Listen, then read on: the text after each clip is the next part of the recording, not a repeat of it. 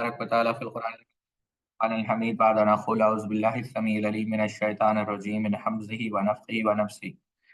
يا أيها الناس اتقوا ربكم الذي خلقكم من نفس واحدة وخلق منها زوجها وبث منهما رجالا كثيرا ونساء واتقوا الله الذي تساءلون به والأرحام إن الله كان عليكم رقيبا. يا أيها الذين آمنوا اتقوا الله حق تقاته ولا تموتن إلا وأنتم مسلمون. يا أيها الذين آمنوا اتقوا الله وقولوا قولا سديدا يصلح لكم أعمالكم ويغفر لكم ذنوبكم ومن يطع الله ورسوله فقد فاز فوزا عظيما. سبحانك لا علم لنا إلا ما علمتنا إنك أنت العليم الحكيم. رب اشرح لي صدري ويسر لي أمري واحلل عقدة من لساني يفقهوا قولي. الحمد لله خالق الوجود من العدم الذي علم بالقلم علم الإنسان ما لم يعلم. والصلاة والسلام على سید الاشرف الانبیاء المرسلین نبینا محمد وعلی آلہ واصحابہ اجمعین. اما بعد، پہلا سوال جو آیا ہے کہ نیچرل ڈیزاسٹر کے وقت بعض ریلز میں دیکھا گیا ہے کہ نماز امام صاحب پڑھا رہے ہیں اور کیا جانوروں کا اس کا علم رہتا ہے. دیکھیں، پہلی بات تو سوال میں جانے سے پہلے نیچرل ڈیزاسٹر یہ جو لفظ ہے، یہ لفظ ہی ایک معنوں میں اس سے کفر کی بو آتی ہے. شیخ مقبل بن ہادی الوادی علیہ الرحمہ نے بڑی لطیف بات کہی کہ جب کوئی شخص یہ کہتا ہے کہ یہ نیچرل ڈیزاسٹر ہے، یا وہ جو ہوتا ہے نا مدر نیچر کا یہ جو ہے آنگر ہے یا غصہ ہے، اس قسم کی باتیں، اور اس شخص اگر کوئی بھی شخص اس سے یہ مراد لیتا ہے کہ قدرت کے پاس فی نفسی اتنی طاقت ہے کہ وہ یہ زلزلے ہو، فلڈس ہو، جو بھی ہو، یعنی بارش کے ذریعے سے جو نقصان ہوتا ہے وہ قدرت کی طرف سے ہوتا ہے اور قدرت فی نفسی ایسا کرتی ہے، تو ایسا شخص کافر ہے. تو ہمارے ہاں اسلام کے اندر نیچرل ڈیزاسٹر کا کوئی کانسیپٹ ہے نہیں. یہ تو پہلی بات آپ لوگوں کو یاد رکھنی چاہیے. اللہ کے رسول صلی اللہ علیہ وسلم کی وہ معروف حدیث جو بار بار آپ لوگوں نے سنی ہوگی کہ ایک قوم جو ہے کافر ہو گئی، ایک قوم جو ہے مومن ہو گئی. اصبحت مؤمن اصبحت قوم مؤمنا اصبحت، یعنی ایک قوم جو ہے مومن جو ہے حالت ایمان میں انہوں نے صبح کی، اور حالت کفر میں قوم نے صبح کی. مطرنا بفضل اللہ، جس نے یہ کہا کہ اللہ کے فضل سے یہ بارش ہوئی ہے، وہ مومن ہے. جس نے کہا نبی قضا و قضا کے تاروں کے جو ہے حکم کے تاروں کی جو ہے حرکت سے جو بارش ہے، وہ کافر ہو گئے. تو پہلی چیز تو یہ ہے. جہاں تک بات ہے دوسری چیز کی، کیا ایسی حالت میں جو ہے نماز کو قائم رکھا جائے گا؟ دیکھیں، عبادات کو جو خاص کر نماز کو اگر آپ دیکھیں گے تو دو قسم کے جو ہے نماز ہم روز مرہ کی زندگی میں پڑھتے ہیں. ایک تو نوافل ہے اور دوسرے فرائض ہیں. جہاں تک نفلی نمازوں کا تعلق ہے تو اس کے اندر تساہل ہے، اور یعنی اگر آپ نفلی نمازوں میں جو ہے کوئی عذر نہ بھی ہو تو آپ جو ہے نماز کو توڑ سکتے ہیں، اور یہ جائز ہے. امام مسلم رحمۃ اللہ علیہ صحیح مسلم کے اندر ام المؤمنین عائشہ صدیقہ رضی اللہ تعالیٰ عنہ سے ایک روایت نقل کرتے ہیں کہ اللہ کے رسول صلی اللہ علیہ وسلم ایک دفعہ گھر میں تشریف لائے اور آپ نے پوچھا کیا کچھ کھانے کے لیے، تو کہا کہ نہیں ہے. تو اللہ کے رسول صلی اللہ علیہ وسلم نے کیا کہا کہ میں روزہ رکھتا ہوں. پھر اللہ کے رسول صلی اللہ علیہ وسلم ایک دن آیا، اللہ کے رسول صلی اللہ علیہ وسلم سے ہم نے کہا کہ اے اللہ کے رسول، ہمارے پاس کھانے کے لیے کچھ موجود ہے. تو آپ نے کہا دکھاؤ. اور اللہ کے رسول صلی اللہ علیہ وسلم نے کہا کہ میں نے تو آج روز میں نے بطور یعنی روزے کی حالت میں نے صبح کی، لیکن میں اب کھا رہا ہوں. تو یہ نفلی روزہ تھا، ظاہر سی بات ہے. جہاں تک فرائض کا تعلق ہے، لیکن فرض نماز آپ پڑھ رہے ہیں تو یہاں پر یاد رکھیں کہ جب کبھی چاہے وہ زلزلہ ہو جو بھی ہو، فرض نماز جب آپ پڑھ رہے ہیں تو ایک بات جو آپ لوگوں کو یاد رکھنی چاہیے کہ بغیر کسی شرعی عذر کے آپ فرض نماز کو نہیں توڑ سکتے. اب شرعی عذر کیا ہے؟ اب ظاہر سی بات ہے، زلزلہ آ رہا ہے، آپ کی جان کو خطرہ ہے، تو آپ کو کیا لگتا ہے؟ بے شک آپ جو ہے نماز کو جو ہے نماز کو آپ توڑ سکتے ہیں، اور بعد میں جو اس کو قضا کے بعد میں اس کو مکمل کر سکتے ہیں. ابن رجب الحنبلی رحمہ اللہ نے فتح الباری میں بہت پیاری مثالیں اس کے متعلق دی ہے. ابن حجر کی فتح الباری نہیں، ابن رجب الحنبلی رحمہ اللہ کی میں بات کر رہا ہوں. انہوں نے بہت سارے اقوال نقل کیے ہیں، اگر آپ لوگ اس کو پڑھیں، لیکن بعض اقوال جو ضبطاً مجھے یاد ہے وہ میں آپ کے سامنے نقل کر دوں. قتادہ رحمہ اللہ کا قول اس میں آتا ہے کہ اگر کوئی تمہارا قمیص کھینچ لے، یعنی تمہارا کپڑا کھینچ لے، تو تم جو ہے چور کے پیچھے بھاگ سکتے ہو اور اپنی نماز کو چھوڑ سکتے ہو. عبدالرزاق الصنعانی نے جو ہے قتادہ رحمہ اللہ سے یہ بھی ایک واقعہ نقل کیا کہ ان سے پوچھا گیا اس شخص کے متعلق جو نماز پڑھ رہا ہے لیکن اسے ڈر ہے کہ سواری جو ہے بھاگ نہ جائے یا پھر کوئی وحشی درندہ جو ہے اس پر حملہ نہ کر دے. تو قتادہ رحمہ اللہ نے کہا کہ وہ نماز کو روک سکتا ہے۔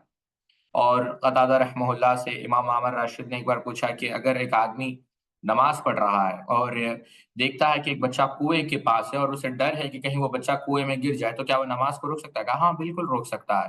کہا اگر وہ چور کو دیکھ لے اور وہ چور اس کے جوتوں کو لے جانا چاہے تو کہا ہاں وہ نماز کو روک سکتا ہے۔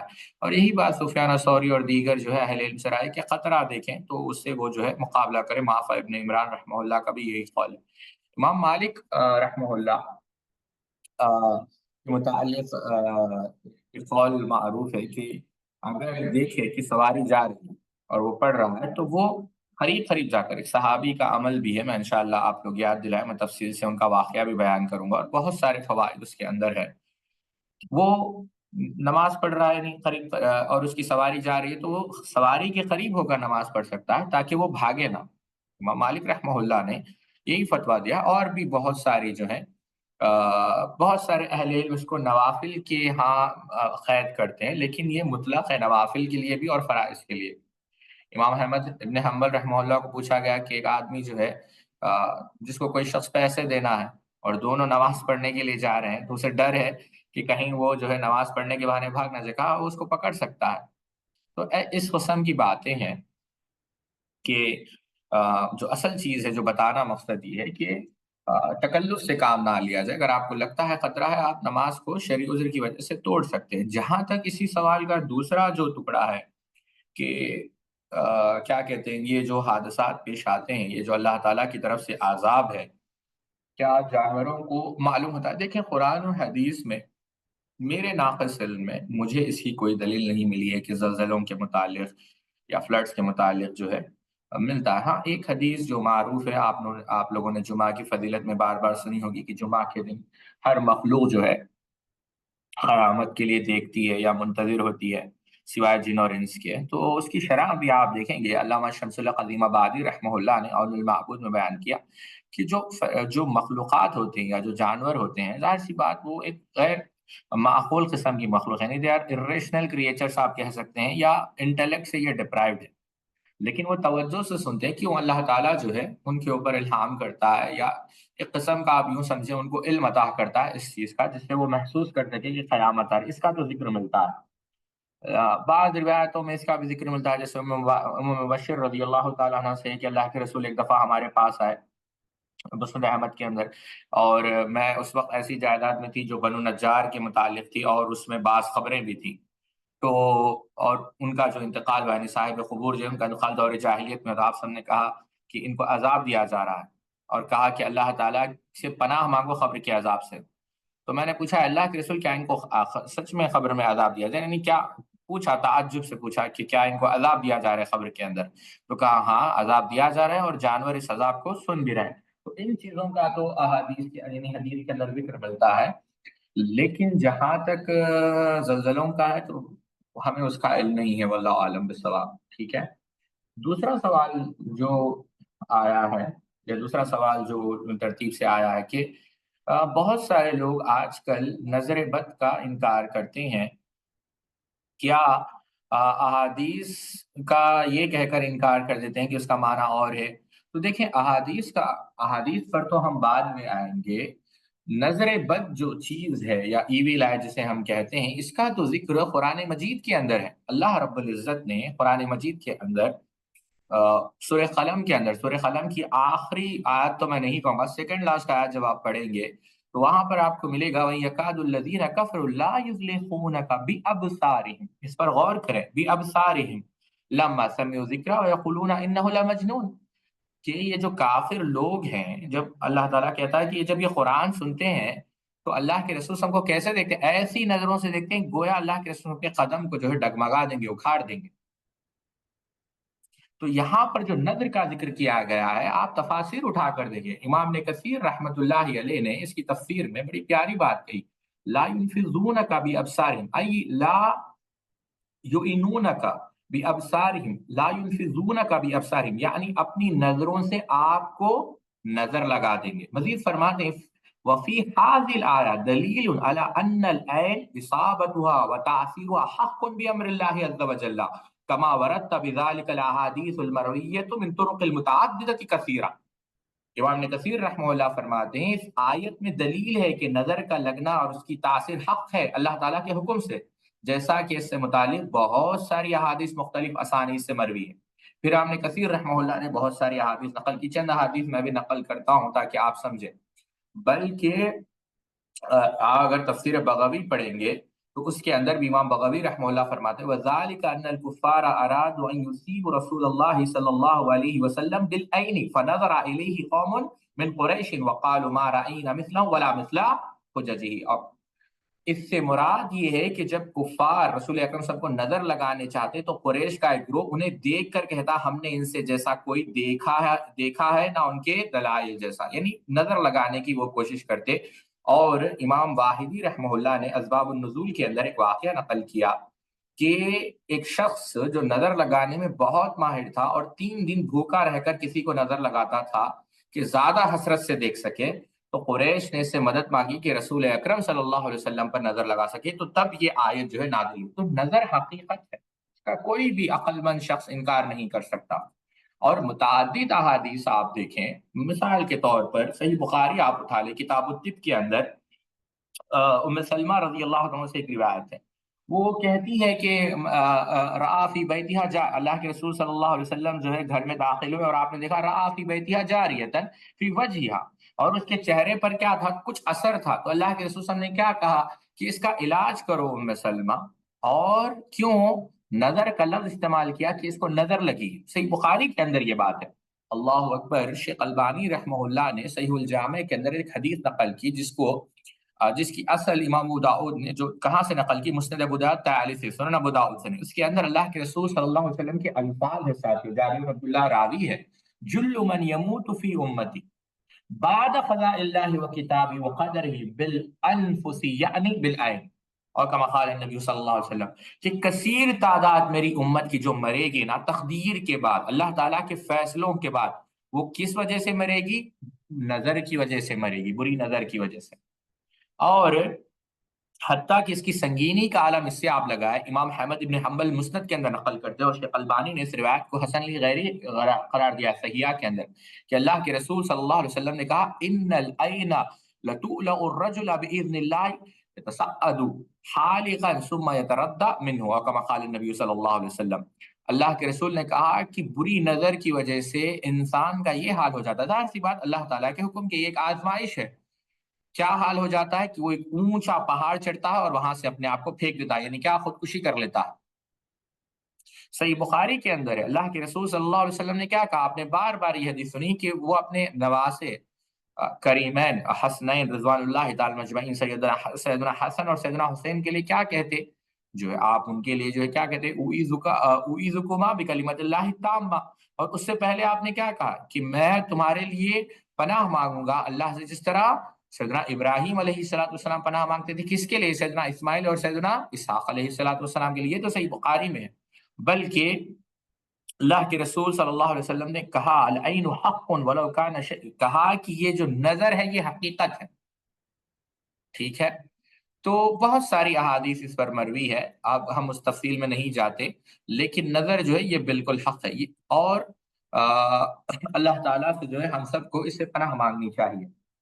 آپ نے دوران درس استقامت کے حسن اخلاق کے متعلق گفتگو کی، حسن اخلاق کے متعلق اور بھی تفصیل سے کیسے سمجھے۔ امام غزالی رحمہ اللہ نے بہت سارے نکات بیان کیے، علامہ ابن قیم بہت ساری کتابیں اخلاق کے اوپر موجود ہے، لیکن اگر ہم اس کو 10 نقطوں میں بیان کریں تو اگر آپ شیخ مختصر فیضی حفظہ اللہ کے دروس سنیں اخلاقیات کے اوپر، اخلاقیات کے اوپر بہت اعلیٰ دروس ہے شیخ کے اور شیخ ظفر الحسن مدنی حفظہ اللہ کے بھی۔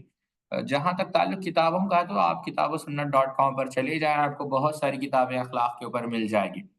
دیکھیں پہلی چیز تو اخلاق کے متعلق میرے ناقص مطالعے میں وہ یہی ہے کہ میں کہوں گا تجربے سے، پہلی چیز تو اچھی صحبت بے حد ضروری ہے اس نے اخلاق پیدا کرنے کے لیے، اگر آپ کے برے دوست ہوں گے کبھی بھی آپ کے اخلاق اچھے نہیں ہو پائیں گے۔ دوسری چیز یہ ہے کہ مطالعہ ضرور کرے، جتنا آپ کے پاس علم ہوگا حسن اخلاق کی فضیلت کا، حسن اخلاق کے جو ہے فضائل محاسن یا بالفاظ دیگر حسن اخلاق اختیار کرنے پر جو انعامات اللہ رب العزت نے رکھے ہیں اس کا آپ ضرور مطالعہ کریں۔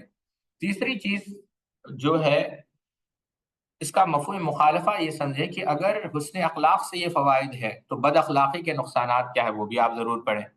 اور چوتھی چیز، حسن اخلاق میں جو نیک اعمال شامل ہو رہے ہیں اس کا کیٹالوگ بنائے کہ ہاں بھائی یہ عمل حسن اخلاق میں سے، جیسا ہم نے کہا کسی کی مدد کرنا حسن اخلاق میں سے ہے، اور مسکرا کر ملنا حسن اخلاق میں سے، کسی کو تکلیف نہ پہنچانا حسن اخلاق میں سے، تو اس کی آپ فہرست بنائیں۔ پانچویں چیز جو بے حد ضروری ہے کہ احترام پیدا کرے کسی بھی مسلمان کے لیے، چاہے وہ لڑکا ہو، لڑکی ہو، مرد ہو، عورت ہو، احترام بے حد ضروری ہے۔ چھٹویں چیز، خواہشات کی پیروی نہ کرے۔ اور ساتویں چیز، ہمیشہ اللہ رب العزت سے اللہم حسن تخلقی فی فحسن خلوقی، اللہ تعالیٰ سے دعا کرے کس چیز کے متعلق؟ حسن اخلاق کے متعلق۔ اور آٹھویں چیز ساتھیوں، یہ بہت ہی مشکل ہے کہ برائی کا جواب اچھائی سے دے۔ شیخ ابن باز رحمہ اللہ کے ایک پڑوسی تھے، وہ شیخ ابن باز رحمہ اللہ کو برا بلا کہتے تھے، لیکن جب ان کا انتقال ہوا تو شیخ ابن باز رحمہ اللہ خود گئے اور آپ نے وہاں پر قبر کے پاس جا کر جنازے کی نماز ادا کی۔ شیخ الاسلام ثناء اللہ امرتسری رحمہ اللہ پر قاتلانہ حملہ کیا گیا، اللہ اکبر۔ ہم پڑھیں گے انشاءاللہ آپ کی سیرت۔ تو جب آپ پر حملہ کیا گیا تو جب آپ ہوش میں آئے تو جب وہ جو بریلوی تھا حملہ کرنے والا، اس نے جو ہے اس کو جیل کی سزا ملی۔ ثناء اللہ امرتسری رحمہ اللہ نے جب تک وہ جیل میں تھا اس کے اہل و عیال کا جو ہے خرچہ شیخ الاسلام ثناء اللہ امرتسری رحمہ اللہ نے اٹھایا، اللہ اکبر۔ یعنی برائی کا جو جواب ہے وہ اچھائی سے دینا، اس کے لیے بہت دل چاہیے۔ اور نویں چیز ساتھیوں، جو اسباب ہے بد اخلاقی کے اس کو بھی دور کرنا چاہیے۔ بہت سارے اسباب ہوتے ہیں، ظاہر سی بات ہے، اب اس تفصیل میں نہیں جانا چاہتا، اس اسباب کو ہم دور کر دیں اور بلا وجہ غصے کو چھوڑ دینا چاہیے۔ بلکہ عبداللہ بن مبارک رحمۃ اللہ علیہ سے عرض کیا گیا کہ آپ ایک جملے میں بتائیے کہ اچھا اخلاق ہے، تو انہوں نے کہا آپ غصے کو جو ہے بلا وجہ چھوڑ دیں، ٹھیک ہے؟ تو یہ جو ہے ایک بات تھی۔ کیا ہم جمعہ کے دن سورہ کہف پڑھتے ہیں اور اس کے اندر ذوالقرنین کا ذکر ملتا ہے، تو کیا ذوالقرنین نبی تھے؟ دیکھیں اصل چیز یہ ہے، امام طبری رحمہ اللہ سے ایک واقعہ، امام طبری نے بہت ساری تفصیل سے اس پر کلام کیا ہے، لیکن میں آپ کو سیدنا علی رضی اللہ عنہ کا قول اس پر بتاتا ہوں۔ ابو طفیل عامر بن واصلہ بیان کرتے ہیں کہ سمعت علی وسألوا عن ذی القرنین نبیًا کانا، کہ میں نے پوچھا ان سے، قال کان عبدا صالحا احب اللہ فاحبہ ونصح اللہ فنصحہ فبعث اللہ الى قوم فضربہ ضربتین فی راسہ فسمى ذی القرنین، کہ میں نے سیدنا علی سے سنا، امام طبری نے نقل کیا ہے کہ کیا ذوالقرنین نبی تھے؟ فرمایا وہ ایک نیک بندے تھے، انہوں نے اللہ تعالیٰ سے محبت کی تو اللہ نے ان سے محبت کی، وہ اللہ کے لیے مخلص تھے تو اللہ نے بھی ان کے ساتھ بھلائی کا معاملہ کیا، انہیں اپنی قوم کی طرف مصلح بنا کر بھیجا۔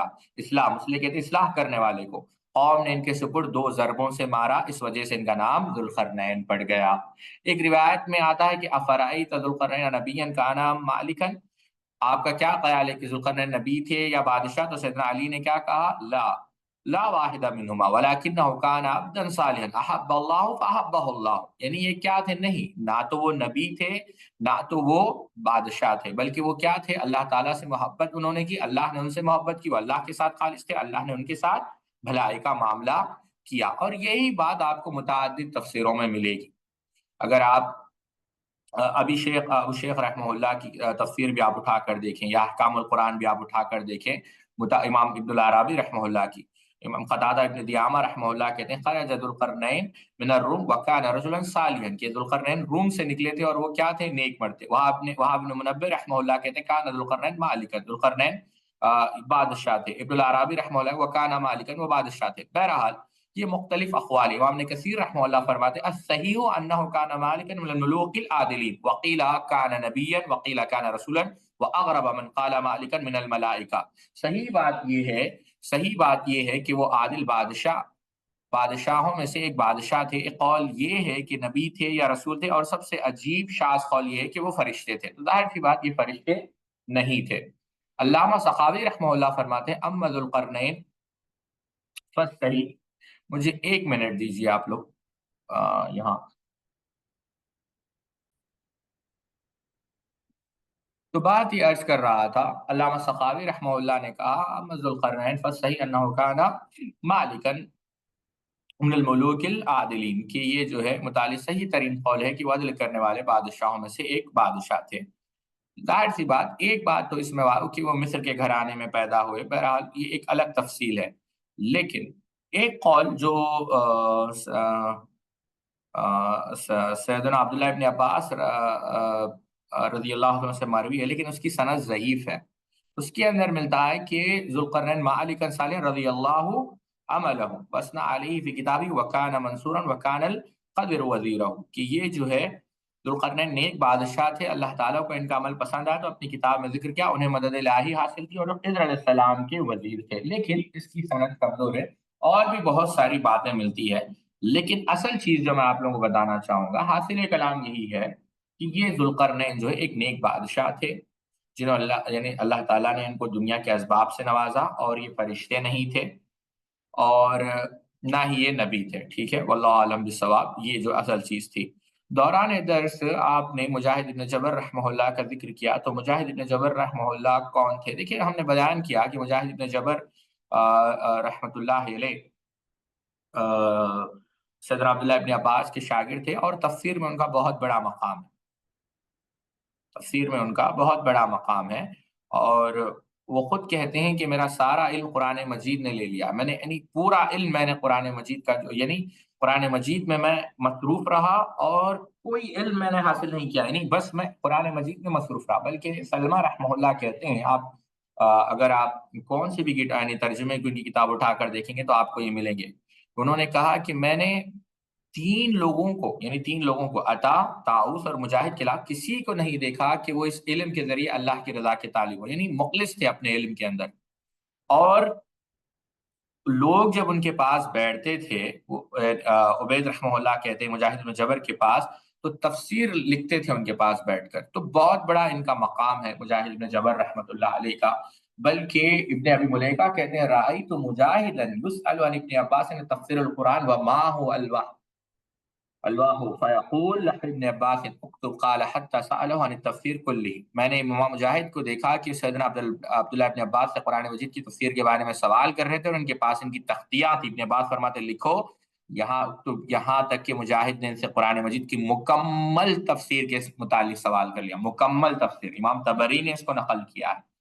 تو بلکہ سفیان ثوری رحمہ اللہ کہتے ہیں اذ جاءک التفسیر عن مجاہد فحسبک به، کہ جب آپ کے پاس امام مجاہد بن جبر رحمہ اللہ کی تفسیر آ جائے تو آپ کو وہ کافی ہے، یعنی وہ آپ کے لیے کافی ہے۔ اللہ اکبر۔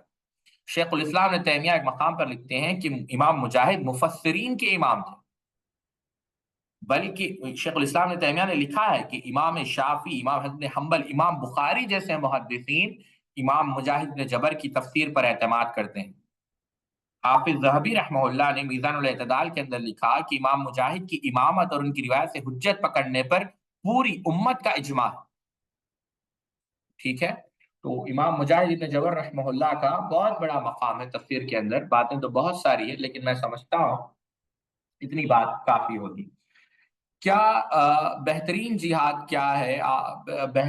دیکھیے بہت سارے جو میں سمجھ گیا، یہ اصل چیز وہ تھی کہ ہم نے ذکر کیا کہ بہترین جہاد استقامت ہے، اور یہ حدیث بالکل صحیح ہے کہ اللہ کے رسول صلی اللہ علیہ وسلم نے فرمایا کہ بہترین جو جہاد ہے وہ استقامت ہے۔ امام طبرانی رحمۃ اللہ علیہ نے معجم الکبیر کے اندر اس حدیث کو نقل کیا، بلکہ اس کے بعد کا ایک ٹکڑا بھی صحیح ہے کہ اس کے اندر اللہ کے رسول نے کہا کہ بہترین استقامت جو حاصل کی گئی ہے، تمہاری جو بہترین استقامت ہے وہ اشکلون، آپ نیٹ پر جا کر دیکھیں، ایک شہر ہے غازہ کے اندر، فلسطین کے اندر، اس کے اندر بہترین استقامت ہے۔ شقلبانی نے صحیحہ کے اندر اس حدیث کو صحیح قرار دیا۔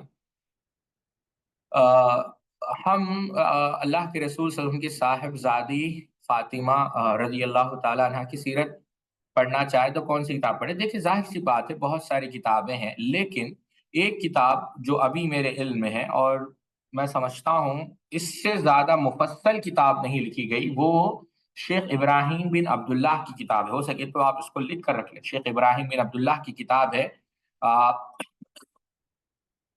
سیدہ فاطمہ رضی اللہ عنہ کی سیرت پر، اور وہ 7 جلدوں میں، ریاض کی ایک یونیورسٹی ہے امام سعود، جامعہ امام سعود، اس میں یہ پی ایچ ڈی کا رسالہ تھا، اور اس کتاب میں مختلف موضوعات، یعنی آپ رضی اللہ تعالیٰ عنہ کی سیرت، ان کے متعلق اہل سنت کا عقیدہ کیا ہے، اہل سنت کے نزدیک اہل بیت کی مرویات کا مقام کیا ہے، سیدہ رضی اللہ تعالیٰ عنہ سے متعلق رافضیوں، اسماعیلیوں اور مستشرقین کی کتب میں جو مواد ہے، سیدہ رضی اللہ عنہ کی سیرت اور فضیلت سے متعلق جو روایات ہے، شیخین کریمین یعنی سیدنا ابو بکر و عمر کے نزدیک سیدہ رضی اللہ عنہ کا مقام کیا ہے، ان کی منزلت کیا تھی، پھر سیدہ رضی اللہ تعالیٰ کے علم اور عبادت میں منزلت اور ان کا خصوصی مقام، اور آخر میں بعض جو من گھڑت امور ہے اس کا بھی ذکر کیا گیا۔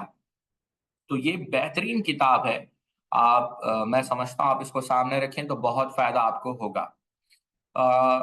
ہماری طبیعت اکثر ناساز رہتی ہے تو کیا کریں، دیکھیں اس کے متعلق تو تفصیل سے گفتگو کی جا سکتی ہے، آپ جسمانی بیماری ہے یا روحانی بیماری ہے، لیکن اگر عام تو اس کا جواب نہیں دیا جا سکتا۔ ہم یہی کہیں گے اللہ تعالی ہم کو بھی آپ کو بھی جو ہے ہر قسم کی جو ہے جسمانی اور روحانی بیماری سے محفوظ فرمائے، ہم سب کو جو ہے شفاء کاملہ عاجلہ نصیب فرمائے، حاسدین کے دست شریروں کے شر سے جو ہے محفوظ کرے۔ لیکن عموماً طلباء کو ہم یہی کہتے ہیں کہ ضروری نہیں کہ طبیعت ہمیشہ جو ہے آپ کے مزاج کے مطابق ہو، بسا اوقات طبیعت آپ کے مزاج کے خلاف بھی ہوتی ہے، بسا اوقات ماضی کی جو غلطیاں ہیں یا ماضی کے اندر جو نقصان خسارہ آپ نے اٹھایا ہے اس کی جو ہے یادیں آپ کو ستاتی ہے، بسا اوقات مستقبل کے جو خطرات ہیں یعنی فیوچر کو لے کر آپ کبھی پریشان ہوتے ہیں۔ تو یہاں پر ایک بات ہمیشہ یاد رکھیں، جب کبھی معاملہ طبیعت کے مطابق ہو تو آپ اللہ تعالیٰ کا شکر ادا کریں، اور اللہ تعالیٰ نے وعدہ کیا ہے کہ جب آپ شکر کریں گے لئن شکرتم لَأَزِيدَنَّكُمْ کہ ہم شکر کریں گے تو اللہ تتخید النعمہ بالشکر، اللہ کے رسول نے کیا کہا، بلکہ بعض روایت اس کے مرفوع ہونے میں اختلاف ہے کہ جو ہے شکر نعمت کو جو ہے شکر کے ذریعے سے قید کر لوں۔ اور جب معاملہ طبیعت کے خلاف ہو، جیسے ام سلمہ رضی اللہ تعالی عنہ کے ساتھ پیش آیا کہ جب ان کے شوہر ابو سلمہ رضی اللہ عنہ کا انتقال ہو گیا، اللہ سے دعا کریں ان للہ و انا الیہ راجعون، اللہم اجرنی فی مصیبتی واخلف لی خیرا منہا، بہرحال تو دعا کریں۔ اور تیسری چیز، جب ماضی کا جو مسئلہ ہے اس پر ظاہر سی بات بہترین چیز جو ہے علم میں کہی کہ آپ استغفار کریں، اور مستقبل کے لیے ہمیشہ آپ یہ دعا کرتے رہیں کہ جو مستقبل میں اللہم انی اعوذ بک من الفتن ما ظہر منہا وما بطن، کہ جو فتنے ظاہر ہوئے ہیں جو فتنے چھپے ہیں اللہ تعالی ہم سب کو جو ہے اس سے محفوظ فرما، ٹھیک ہے۔ عموماً ہم دیکھتے ہیں کہ جب کسی شخص کا انتقال ہوتا ہے تو جنازے کی نماز، غسل وغیرہ دیا جاتا ہے، تو پھر آدم علیہ السلام کو غسل کس نے دیا؟ دیکھیں سیدنا آدم علیہ السلام کو غسل فرشتوں نے دیا۔ اگر آپ امام کیا نام ہے، اللہ اکبر، شیخ البانی رحمہ اللہ کی صحیح الجامع آپ پڑھیں گے، ہو سکتا ہے کہ الفاظ میں یہاں پر تھوڑی سی مجھ سے غلطی ہو، لیکن اللہ کے رسول کی واضح حدیث لما توفى آدم، کہ جب آدم علیہ الصلوۃ والسلام کی جب ان کی جو وفات ہوئی، غسلت الملائکۃ، یعنی فرشتوں نے جو ہے ان کو غسل دیا، بالماء وترن، اور یعنی آڈ نمبر آف ٹائمز آپ کہہ سکتے ہیں، اور اس کے بعد انہوں نے ہی، فرشتوں نے ہی ان کو دفنایا، تو آدم علیہ السلام کو غسل دینے والے، ان کو دفنانے والے فرشتے تھے، اور یہ روایت صحیح ہے، شیخ البانی نے صحیح الجامع کے اندر اس کو صحیح قرار دیا۔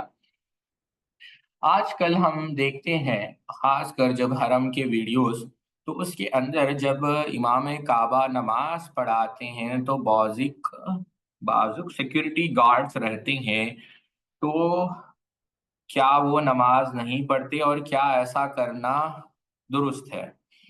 دیکھیں بالکل جو گارڈز رکھنے کا یہ جو سلسلہ ہے، یہ نہیں ہے کہ یہ آج سعود ڈائنسٹی سے شروع ہوا ہے، بالکل بھی نہیں۔ آپ اگر تاریخ اٹھا کر دیکھیں، سیدنا معاویہ رضی اللہ تعالیٰ عنہ جو کاتب وحی ہے، ان پر جب حملہ کیا براق بن عبداللہ نے، جب سیدنا معاویہ نماز پڑھنے جا رہے تھے، تو اس کے بعد جب کبھی وہ جو ہے نماز پڑھتے تو وہاں پر محافظین گارڈز کھڑے ہوتے اور سیدنا معاویہ رضی اللہ تعالیٰ عنہ کی جو ہے حفاظت کرتے۔ امام طبری نے تاریخ کے اندر نقل کیا ہے، تو گارڈز کو رکھنا جو ہے کوئی بری بات نہیں ہے، ایسا جو ہے رکھا جا سکتا ہے، اور پہلے سے ایسا رکھا آتا گیا۔ اب جہاں تک ان کی نماز کا تعلق ہے کہ کیا وہ نماز پڑھیں گے یا وہ نماز نہیں پڑھیں گے، تو دیکھیں اس میں بھی تفصیل دیکھنا بے حد ضروری ہے۔ بعض اہل علم نے اجازت دی ہے کہ وہ جمعہ سے جو ہے ان کو رخصت دی جائے، وہ ظہر ادا کر لیں، کیونکہ ظاہر سی بات ہے یہاں پر خطرہ ہے، اور اس کے اندر بہت ساری تفصیل ہے۔ میں آپ کو جو ہے کیا کہہ سکتے ہیں، ون ورڈ ٹو ورڈس میں جو ہے جواب نہیں دے سکتا. لیکن عموماً یہ لوگوں کے اوپر جو ہے جمعہ جو ہے ان کے اوپر اہل علم نے اجازت دی ہے ان لوگوں کو اس خاص حالت میں، کیونکہ دیکھیں جان کا خطرہ ہے، شرعی عذر ہے. تو اہل علم کا آپ فتاوی لجنہ دائمہ اٹھا کر دیکھیں، وہاں پر آپ کو یہ تفصیل ملے گی، بہت سارے دلائل قواعد آپ کو وہاں پر ملیں گے. لیکن اگر مختصر جواب دیا جائے تو وہ لوگ جمعہ نہیں پڑھتے، لیکن پورے لوگ نہیں، تھوڑے لوگ جمعہ نہیں پڑھتے، اور ان کو جو ہے رخصت دی جاتی ہے کہ وہ جو ہے پھر کیا ظہر پڑھ لیں، اور ڈیوٹی ظاہر سی بات تبدیل ہوتے رہتی ہے، واللہ عالم بالصواب. ٹھیک ہے. آج آپ نے پچھلے درس میں شاہ ولی اللہ محدث دہلوی رحمہ اللہ کی الفاظ الکبیر کا حوالہ دیا مضامین کے متعلق. تو کتنے مضامین ہیں؟ دیکھیں مضامین شاہ ولی اللہ محدث دہلوی رحمۃ اللہ علیہ نے تفصیل سے قرآن مجید کے 5 موضوعات بیان کیے، یا بنیادی طور پر 5 علوم بیان کیے ہیں. انہوں نے کہا کہ ایک ہے علم احکام، دوسرا ہے علم مقاسمہ یا ڈیبیٹس آپ کہہ لیں، تیسرا ہے علم تذکیر بھی اعلیٰ اللہ، اور علم تذکیر بھی ایام اللہ، اور علم تذکیر بالموت و بعد الموت. یعنی قرآن مجید کے اندر 5 علوم ہیں. ابن جزیل الاندلسی رحمہ اللہ نے اس کو ایک الگ ترتیب سے بیان کیا. انہوں نے کہا کہ 7 علوم ہیں: ایک علم الربوبیہ، ایک علم النبوہ، ایک علم المعاد، ایک وعاد، ایک وعید، ایک علم الاحکام، ایک قصص. اب ربوبیت کیا ہے؟ اللہ تعالیٰ کے متعلق، اللہ تعالیٰ کے اسماء و صفات، اللہ تعالیٰ کے افعال. پھر اللہ تعالیٰ کے حقوق. پھر علم النبوہ کیا ہے؟ انبیاء علیہ الصلاۃ والسلام کا علم، انبیاء علیہ الصلاۃ والسلام کے واقعات، یا بالفاظ دیگر انبیاء علیہ الصلاۃ والسلام پر ایمان لانے کے متعلق جو باتیں ہیں، نبوت کے متعلق جو باتیں ہیں. علم المعاد کیا ہے؟ جو مرنے کے بعد ہونے والا ہے. وعاد کیا ہے؟ ایک ہے وعاد اور وعید، یعنی ایسا کرو گے تو جنت ملے گی، اور نہیں کرو گے تو کیا ہوگا؟ جہنم ملے گی. ایک تو وعدہ ہے، ایک تو وعید ہے. پھر علم الاحکام، اور پھر کیا ہے؟ قصص، سٹوریز. شاہ ولی اللہ ابن جوزی نے بہت پہلے یہ بات بیان کر کے تفصیل علوم التنزیل کے اندر، شاہ ولی اللہ محدث دہلوی نے اس کو 5 موضوعات میں سمجھا ہے. پہلا علم احکام، دوسرا جو ہے یعنی احکام سے متعلق، رولنگ سے متعلق پہلا علم قرآن مجید کے اندر. دوسرا ڈیبیٹس، جو مکالمے ہوئے. تیسرا یعنی دعوت کے جو ڈیبیٹس ہیں، موسیٰ علیہ الصلوۃ والسلام فرعون کا ہو، ابراہیم علیہ الصلوۃ والسلام آذر کا ہو. تیسرا علم تذکیر، یعنی اللہ تعالیٰ کی طرف دعوت دی گئی اعلیٰ اللہ، یعنی جو نشانی ہے، زمین ہے، آسمان ہے، خود ہمارے انفس، یعنی ان چیزوں کے ذریعے سے دعوت دی گئی ہے. چوتھی چیز ایام اللہ، جو پچھلے دور میں جو واقعات پیش آئے ہیں، جو حادثات پیش آئے ہیں، جیسے فرعون کو غرق کر دیا گیا، یہ اس کے پاسٹ کے جو سٹوریز ہے اس کے ذریعے سے جو ہے تذکیر، یعنی اس کے اندر یاد دہانی دلائی گئی ہے. اور پانچواں جو ہے علم تذکیر بالموت و بعد الموت، کہ موت کے ذریعے سے اور موت کے بعد جو ہونے والا ہے اس کے ذریعے سے جو ہے یاد دہانی کی گئی ہے. یہ 5 علوم شاہ ولی اللہ محدث دہلوی نے فوز الکبیر کے اندر بیان کیے گئے ہیں.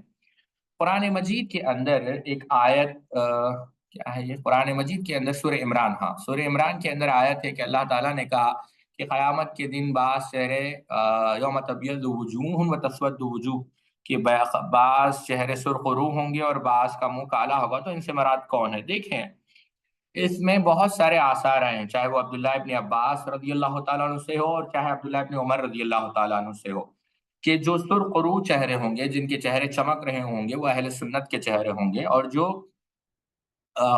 کالے ہوں گے، جن کے منہ کالے پڑ جائیں گے، اللہ ہم سب کی حفاظت فرمائے، وہ اہل البدع کے ہوں. اس بات کو امام ابن جوزی نے بھی زاد المسیر فی علم التفسیر کے اندر نقل کیا، اور امام بغوی نے بھی نقل کیا، امام قرطبی نے بھی نقل کیا، بلکہ بعض نے تو اس کو مرفوعاً نقل کیا. ٹھیک ہے، لیکن ظاہر سی بات ہے اس کے اندر ذوق ہے. لیکن امام لالکائی رحمہ اللہ نے شرح اصول کے اندر اس کے اور بھی زیادتی کے ساتھ الفاظ نقل کیے کہ اہل سنہ والجماع اہل البدع والضلالہ، یہ الفاظ نقل کیے.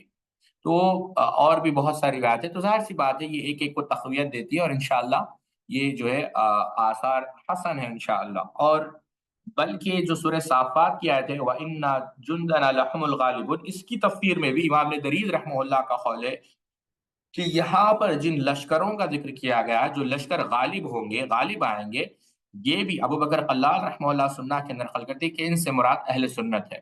تو یہ اکثر مجلسوں میں دیکھا جاتا ہے کہ وہ مجلس کی افتتاح پر سبحان ربک رب العزت عما یصفون وسلام علی المرسلین والحمد للہ رب العالمین پڑھتے ہیں.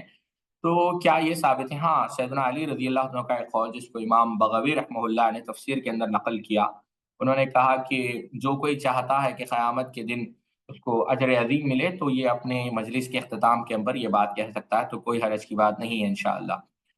استقامت کے درس میں آپ نے یہ کہا کہ گمراہ کرنے والے فتنے، بالکل گمراہ کرنے والے فتنے۔ عبداللہ ابن مسعود نے کیا کہا، لا یقولن احدکم اللہم، کہ ایسا مت کہو کہ اللہ مجھے فتنوں سے جو ہے پناہ دے، کیوں؟ فَإِنَّهُ لَيْسَ أَحَدٌ مِّنكُمْ يَرْجُو إِلَىٰ مَالٍ وَأَهْلٍ وَوَلَدٍ إِلَّا وَهُوَ مُشْتَمِلٌ عَلَىٰ فِتْنَةٍ وَلَٰكِن لِيَقُولْ اللَّهُمَّ إِنِّي أَعُوذُ بِكَ مِن مُضِلَّاتِ الْفِتَنِ، کہ تمہیں جب تم گھر جاتے ہو اپنی اولاد کے پاس، بچوں کے پاس جاتے ہو، تو یہ بھی تو فتنہ ہے، تو کیا ان سے پناہ مانگ رہے ہو؟ نہیں، تو تم کیا کہو، اے اللہ میں اس فتنے سے پناہ مانگتا ہوں جو گمراہ کرنے والے فتنے ہیں۔ یہ دعا موجود ہے، امام قرطبی رحمہ اللہ نے جامع احکام القرآن کے اندر اس کو بیان کیا۔ کیا شیطان کے 5 بیٹے ہیں؟ امام نے بھی دنیا، دیکھیں یہ بات مشہور ہے، امام نے بھی دنیا رحمہ اللہ نے نقل کی ہے، لیکن اصل چیز پر ہم آتے ہیں جو ہمارے یوں سمجھے بحث ہے یا پھر آپ لوگوں کو جو سمجھنی ہے، کہ پہلی بات تو یہ ہے کہ کیا اس سے ہمیں کوئی فائدہ ہونے والا ہے یا نہیں ہونے والا ہے، اس پر غور کرنا ہے۔ شیطان کی اولاد ہے، اس میں کوئی اختلاف نہیں ہے، یہ بات آپ یاد رکھیں، بالکل شیطان کی اولاد ہے اور اس میں کوئی اختلاف نہیں ہے۔ خود آپ دیکھیں، آپ ہر جمعہ پڑھتے بھی ہوں گے، لیکن شاید آپ لوگوں نے غور نہیں کیا، اللہ رب العزت نے کیا کہا سورہ کہف کے اندر، وَإِذْ قُلْنَا لِلْمَلَائِكَةِ اسْجُدُوا لِآدَمَ فَسَجَدُوا إِلَّا إِبْلِيسَ كَانَ مِنَ الْجِنِّ فَفَسَقَ عَنْ أَمْرِ رَبِّهِ أَفَتَتَّخِذُونَهُ وَذُرِّيَّتَهُ، یہاں پر کس کی ذریت کا ذکر ہو رہا ہے؟ شیطان کی ذریت کا ذکر ہو رہا ہے۔ اللہ من شانقیتی رحمہ اللہ نے کہا کہ یہاں پر جو ذریہ کا لفظ آیا ہے، یہ اس بات کی دلیل ہے کہ شیطان کی اولاد ہے۔ اگر کوئی شخص یہ کہتا ہے کہ شیطان کی اولاد نہیں ہے، تو یہ ظاہر سی بات ہے، یہ اس آیت اس کا قول باطل ہوگا۔ لیکن یہاں پر ایک بات جو اصل میں اختلاف ہے یا پھر مختلف فی ہے آپ کہہ لیں، کہ کیا وہ اولاد نکاح کے ذریعے سے ہے یا اس نے شادی کی یا پھر شادی نہیں۔ امام شعبہ رحمہ اللہ سے کسی نے پوچھا کہ کیا ابلیس کی بیوی ہے، تو امام شعبہ نے کیا کہا کہ ابلیس نے مجھے اس کے ولیمے میں نہیں بلایا، لہٰذا میں نہیں گیا۔ پھر امام شابی رحمہ اللہ کہتے ہیں کہ مجھے یہ آیت یاد ہے، تو میں نے کہا کہ نہیں، ہاں اس کی بیوی ہے، کیونکہ اگر ذریت ہے تو بیوی تو ہوگی۔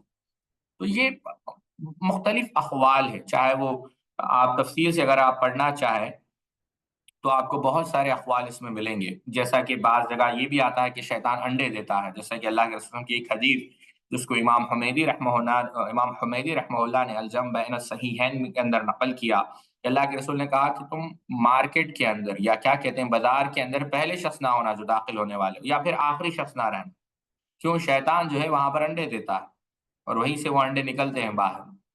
اب یہ باتیں ہیں، اضواء البیان آپ پڑھیں گی چوتھی جلد تو آپ کو وہاں پر اور بھی اقوال ملیں گے، لیکن اصل چیز کیا ہے اس کے اندر، کہ یہ جو 5 بیٹوں کا ذکر جو یہاں پر جو آپ نے کیا ہے کہ ذلنبر ہے، داسم ہے، صبر ہے، مسوت ہے، آور ہے، جو آور ہے وہ زنا کی طرف دعوت دیتا ہے، جو صبر ہے وہ جو ہے عجیب و غریب قسم کے یعنی کپڑے پھاڑنے کے یا پھر کیا کہتے ہیں یعنی ماتم کی طرف یا دور جاہلیت کی طرف جو ایسے اعمال ہے اس کی طرف دعوت دیتا ہے، مسوت جو ہے وہ جھوٹ کی طرف، داسم جو ہے لوگ، یہ بہت ساری چیزیں جو تفصیل آتی ہیں، میں اس کی طرف نہیں جانا چاہتا۔ علامہ عینی رحمۃ اللہ علیہ نے صحیح بخاری کی جو ان کی شرح عمدۃ القاری اس کے اندر بھی اس کو نقل کیا ہے، لیکن ظاہر سی بات ہے یہ جو اقوال مروی ہے سیدنا عبداللہ ابن عباس سے، امام مجاہد ابن جبر سے، اس کو کس نے صحیح قرار دیا ہے یہ بھی دیکھنا ہے۔ تو اقوال تو یہ موجود ہے، لیکن اس کی جو صحت ہے اس کا مجھے پتا نہیں، ہاں لیکن یہ بات ضرور ہے، میں دوبارہ دہرانا چاہوں گا، شیطان کی جو ہے ذریت ہے، وہ ذریت کیسے ہوتی ہے، وہ کیفیت کیا ہے، اس کا ہمیں علم نہیں ہے، نہ ہی ہم اس کے مکلف بنائے گئے ہیں، ٹھیک ہے۔ کیا فتنوں سے بالکل فتنوں سے دور رہنا چاہیے، کیونکہ دیکھیں یہاں پر جب آپ فتنوں سے دور نہیں رہیں گے، میں نے وہ حدیث آپ کے سامنے بیان بھی کی، اللہ کے رسول نے کیا کہا، ان السعید لمن جنب الفتن، خوش قسمت ہے وہ شخص، خوش وقت ہے وہ شخص جو فتنوں سے دور رہتا ہے۔ میں ایک واقعے سے آپ کو بات سمجھاتا ہوں، اور یہ واقعہ امام ذہبی نے سیر اعلام النبلاء کے اندر، ابن حجر نے تہذیب التہذیب کے اندر نقل کیا، اور غور کریں آپ اس واقعے پر۔ ایک شخص تھا جس کا نام تھا شعباس ابن ربیع، اچھے تھے اپنی جگہ، لیکن آپ ان کی زندگی پر غور کریں گے تو جب سجا ایک جو جس نے نبوت کا دعویٰ کیا اس پر وہ ایمان لائے، بلکہ اس کے وہ مؤذن تھے، بعد میں انہوں نے توبہ کی۔ پھر جب صدر عثمان کے خلاف خروج ہوا تو وہ خروج کے اندر وہ شامل تھے، جس خروج میں سیدنا عثمان کی شہادت ہوئی، پھر انہوں نے توبہ کیا۔ پھر جب سیدنا علی کے خلاف خروج ہوا، پھر آپ اس میں بھی شامل تھے، پھر آپ نے توبہ کی۔ پھر جب خوارج کا جو ہے کیا کہتے ہیں کہ خوارج جب وجود میں آئے تو پھر آپ نے خوارج کا ساتھ دیا، پھر آپ نے توبہ کی۔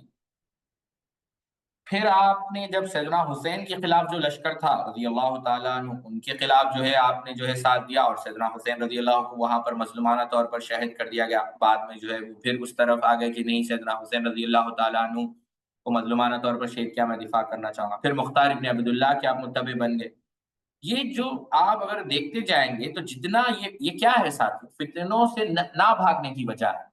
فتنوں سے بھاگنا چاہیے، جتنا آپ فتنوں کے قریب جائیں گے تو زندگی ایسی ہی چلے گی۔ آج آپ کسی کے ماننے والے ہیں، کل کسی کے ماننے والے ہو جائیں گے، پرسوں کسی کے ماننے والے ہو جائیں گے۔ تو استقامت بے حد ضروری ہے، اور استقامت کے لیے ایک اہم سبب یہ ہے کہ انسان جو ہے فتنوں سے دور رہا کرے۔ ٹھیک ہے؟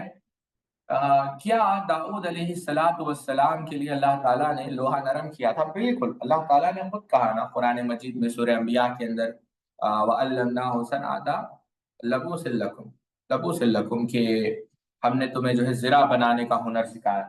بلکہ یہ صرف داؤد علیہ السلام کے ساتھ خاص نہیں، بلکہ امام قرطبی کی آپ تفسیر پڑھیں گے تو آپ نے بڑی لطیف بات کہی کہ اس کے اندر جو ہے ہنر سیکھنے کا، سکلز سیکھنے کا اور دنیاوی اسباب اختیار کرنے کی تاکید کی گئی، اور یہی بات اہل عقل کی، اہل فہم کی ہے۔ بعض لوگ کہتے ہیں کہ نہیں، یہ جو ہے سیکھنے نہیں چاہیے، غلط بات۔ اللہ تعالیٰ نے سیدنا داؤد علیہ السلام کو زرہ بنانے کا ہنر، زرہ کہتے ہیں آرمر کو، جو پروٹیکٹ وار میں استعمال ہوتا ہے نا، اس کا ہنر سکھایا۔